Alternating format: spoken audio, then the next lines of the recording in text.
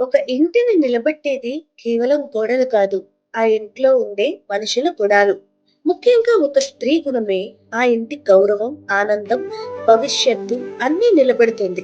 ఒక ఇంటిని అందంగా, ఆనందంగా మార్చేది కేవలం గోడలు, ఫర్నిచర్ కాదు. ఆ ఇంట్లో ఉండే స్త్రీ గుణాలు, ఆలోచనలు, ప్రవర్తనే ఆ ఇంటికి వెలుగు. అందుకే నేటి కథలో ఒక ఉత్తమ స్త్రీ అంటే ఎవరు? ఆమెకు ఉండాల్సిన ముఖ్యమైన గుణాలు ఏమిటి చూద్దాం రండి. ఒక స్త్రీకి మొదటగా అవసరమయ్యే గుణం సహనం. సహనం ఒక స్త్రీకి ఉన్న అద్భుతమైన బలం.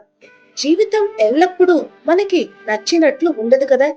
ఇల్లు నడపటం, పిల్లల్ని చూసుకోవడం, భర్తతో, అత్తవారి వాళ్ళతో సర్దుకోవడం, వీటన్నింటికి సహనం చాలా తప్పనిసరి. ఇంట్లో పిల్లలు, భర్త, పెద్దవాళ్ళు ఎవరి మనసు ఎలా ఉన్నా ఒక స్త్రీ సహనంగా ఉంటే ఆ ఇల్లు శాంతంగా ఉంటుంది.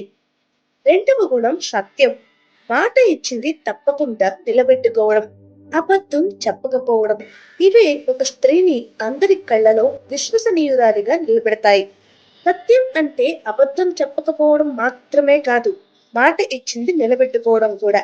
నిజాయితీగా ఉన్న స్త్రీ ఉంటే కుటుంబం ఎప్పుడూ నమ్మకం కోల్పోదు.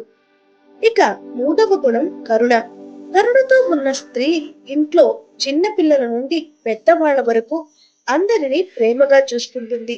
దయ ఉన్న చోట శాంతి ఉంటుంది. కరుణ ఉన్న స్త్రీ ఇంట్లోనే కాదు, సమాజంలో కూడా అందరికీ ఆదర్శమవుతుంది. ఇక నాలుగో గుణం ధైర్యం. స్త్రీలు కేవలం సహనం, మృదుత్వమే కాదు, అవసరమైతే కఠినంగా నిలబడే శక్తి కూడా వారిలో ఉండాలి.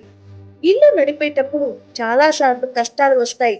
ఆర్థిక సమస్యలు, ఆరోగ్య సమస్యలు, కుటుంబ సమస్యలు. ధైర్యం ఉన్న స్త్రీ ఏ సమస్యకైనా ఎదురొడ్డి నిలబడగలదు. ఇక ఐదవ గుణం బుద్ధి మరియు వివేకం. ఒక ఇంటి నిర్ణయాలు చాలా సార్లు స్త్రీపై ఆధారపడతాయి. ఖర్చు, పొదుపు, పిల్లల చదువు, కుటుంబ సంబంధాలు ఇవన్నీ వివేకంతో చూసుకోవాలి. పరిస్థితిని అర్థం చేసుకుని సరైన నిర్ణయం తీసుకోవడం ఒక స్త్రీకి చాలా అవసరం. మీకు ఈ వీడియో నచ్చితే లైక్ చేయండి, మీ స్నేహితులతో షేర్ చేయండి.